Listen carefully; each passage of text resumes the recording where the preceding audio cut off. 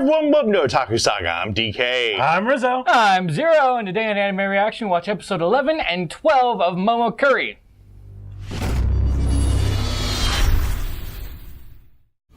If you want to check out our reaction to the 11th and 12th episodes of Momokuri, hit that link in the description below. And be sure to give us feedback in the comments section, because we love hearing from you. And as always, if you like what you see, subscribe to Otaku Saga, and don't forget to like and share our videos. And thanks for watching.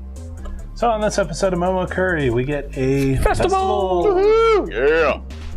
So Momo and Kurihara go on a festival date. I gotta say, Kurihara, adorable in the yukata. And yeah, basically the whole first part is their date. And then Momo realizes that he's a completely unreliable guy and that she is definitely taking the lead in the relationship. There's no problem with that. No, not really. It's just... He has a complex over it. He has a complex over it. It's not necessarily wrong or anything. Yeah, but Momo feels that he's lame and that Kurihara won't like him. He has a I can complex definitely see where he's coming from on that. Yeah. I don't think any guy really wants to be in that situation. Well, as he's mentioned before, I mean, he's rather diminutive to begin with, so he wants to try and sort of be a little more manly, more assertive perhaps, to compensate. Yeah. Poor guy. But yeah, then Momo and Kurihara get split up by a, what was the term for the... Mikoshi. Mikoshi. Procession of a Mikoshi through the festival grounds. Oh, sure. And though infectiously fun, but yeah, easily to get separated when a massive throng of people are coming through. And they're probably all old dudes wearing funtoshi. Sounds about right. Yeah, that's usually. Now you know why they didn't animate them. It's a good thing it's just a local festival, and say, what was the event in Tokyo? The Festival of the Iron Phallus. Real life event, by the way. It's a fertility Yeah. festival. Yeah. Anyhow, moving on. Well, when parades like that happen, it can be very easy to get lost. And Oh yeah. Yeah. You don't want to get trampled to death by Yeah, an because at the excited beginning of the crowd. episode, I was like, how the hell did you get separated? There's like 30 people here. I know, right? And it's just like a small local park. You're not in like Central Park or something. well, they could have been. They were on the grounds of a shrine, I assume. All right, give them that. I assume that it's really big. Like that's the only way that they could have been separated for that long in that size of crowd. Is that it's really, really big. There's probably several streets with stalls on them. Okay, I'll give them that. That's the only thing that I can think. There's woodland, there's stalls, there's nothing I like to distract. Yeah. Okay. But so they get separated, and then Momo's phone dies. Ouch. Worst luck. I can equate this to being in Fanimacon alone and not knowing a damn thing. Okay, so Fanimacon 2016. We had Dayton. We had him on for several shows here. He was visiting for Fanimacon. And what was it, the first night? We kind of all went our separate ways. Some went to panels, some went to playing Magic. Among other things. Among other things. D&D too. Indeed. But so he decided to stay at the convention hall, and we decided not to, and we had only driven one car over. So My phone died. yeah. Ouch. Finding him the next day was not an easy task. I'll tell you exactly where I was. Up on the balcony, passed out. Until about 10 o'clock in the morning. Like just out in the open, just on the balcony. Yeah. Conventions. Like, if I stood up, I could see out into the main... Wait, you have the balcony at the convention hall. Oh wow. Though, ooh. I didn't think that you'd be allowed up there. Yeah, I thought security would come through that late at night. I thought security would come through during the day. They do. It's supposed to be off limits. There was a lot of people there. Huh. Anyway. The second day, halfway towards the second day, they completely locked it off. Yeah. That area is supposed to be off limits. Anyhow. We know. We've actually worked security at the convention center. Anyhow. Funny and interesting story. Anecdotes. Yeah. Anyway, so Momo starts getting hit on by 3 older girls. Lucky bastard. Poor sap. Cougars in the making. Lucky bastard. Poor sap. Now, I say they're cougars in the making, not actual cougars. So you'd be helping their education along. It's your good deed for the day, and you're doing it for 3. Lucky, come on now.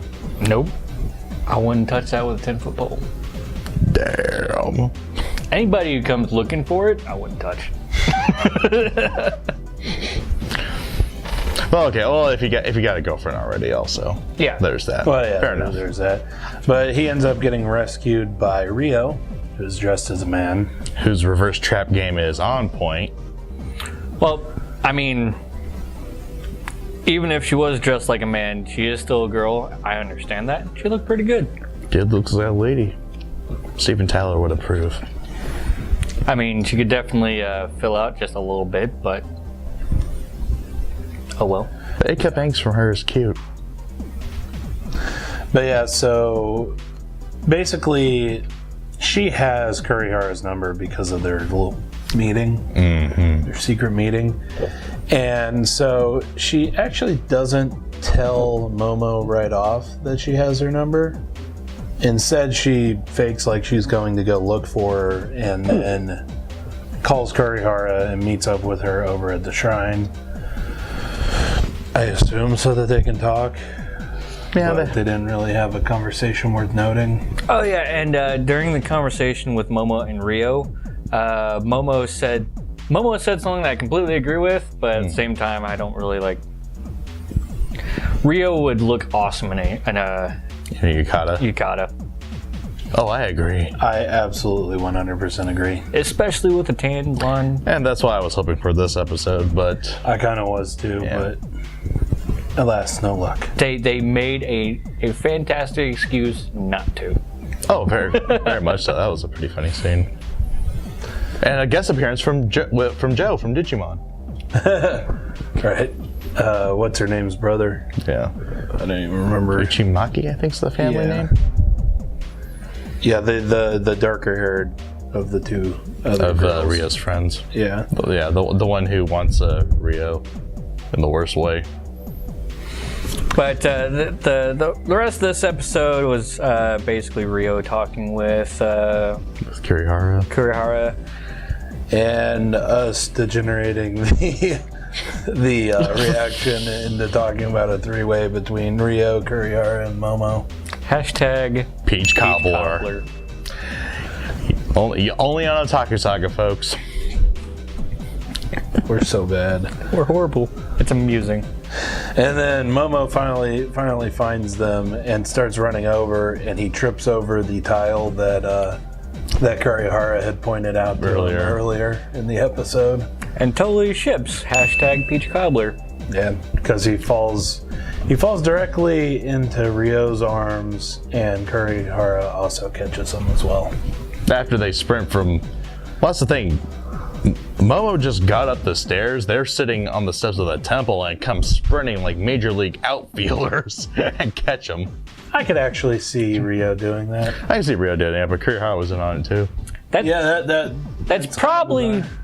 It's probably because super stalker skills. Rio actually caught Momo, and Kurihara just tried to. Like she was came in from behind. Yeah, she. But was there's a good but there's several yards between all of them when it happened. So yeah, they're quick.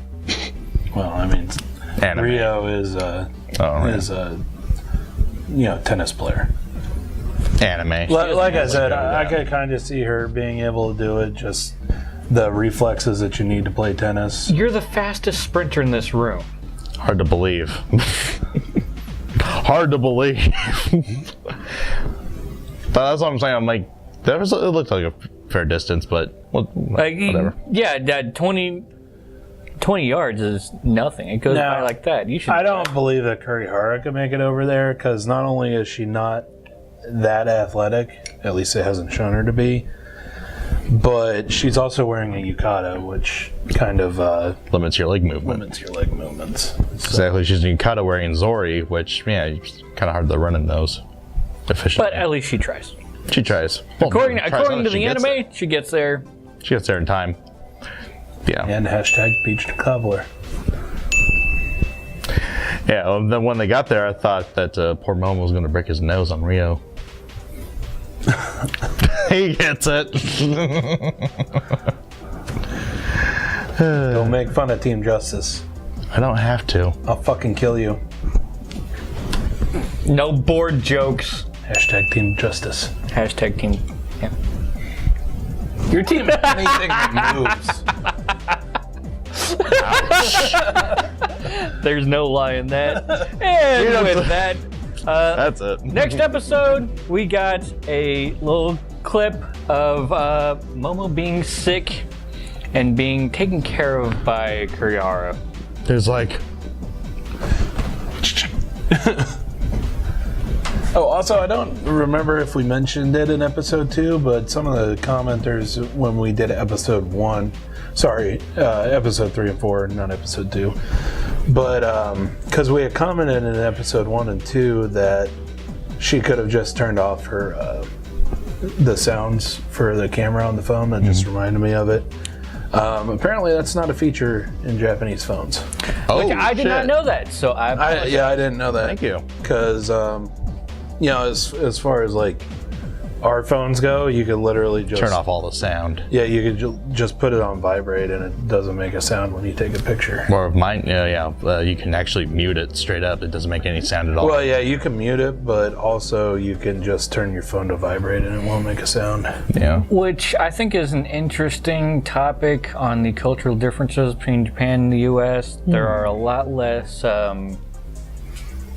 voyeurism, I guess. I don't see a lot. It's not as big of a social issue, I don't think. Maybe not that there's less of it. It's just not seen as quite as big of a social issue. Especially when it comes to everything else that the U.S. has going wrong for it. So I don't know. That is pretty interesting. Why do we feel the need to have be more quiet about doing stuff with phones in public? But at the same time, in Japan, it's actually considered like quite impolite to use mobile phones, say on a train or in a lot of public situations, actually. So, anyway, I believe that's a philosophical quandary for another time. yep. That about does. Shoot. Let us know what you thought of the anime, what you thought of our reaction in the comment section below. Yep, thumbs up if you like it. Thumbs up if you like it. Thumbs down if you don't. Well, that's going to do it for this episode of Anime Reaction. As always, I'm DK. I'm Zero. And I'm Rizzo. See you next time.